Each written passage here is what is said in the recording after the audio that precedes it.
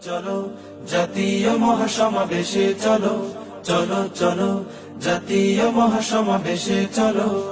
প্রয়োজনীয় রাষ্ট্র সংস্কার, গণহত্যার বিচার, সংখ্যানুপাতিক পিআর পদ্ধতিতে সুষ্ঠু ও নিরপেক্ষ নির্বাচনের দাবিতে দেশ ও ইসলাম বিরোধী সকল ষড়যন্ত্র ও চক্রান্তের প্রতিবাদে আসছে 28 জুন ঐতিহাসিক সোহরাওয়ার্দী উদ্যানে ইসলামী আন্দোলন বাংলাদেশের আমির পীর সাহেব চরমনায় ঘোষিত ঐতিহাসিক মহাসমাবেশ। উক্ত মহাসমাবেশে আমরা ইসলামী ছাত্র আন্দোলন বাংলাদেশ নোয়াখালী সদর পূর্ব থানা থেকে আমরা আসছি।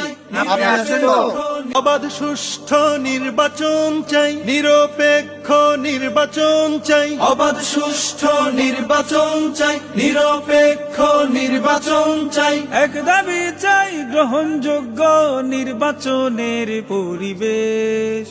সমাবেশ, জাতীয় সমাবেশ, সমাবেশ, জাতীয় সমাবেশ, সমাবেশ, পীর সাহেব চরমনায়ের সমাবেশ। বাঁচলে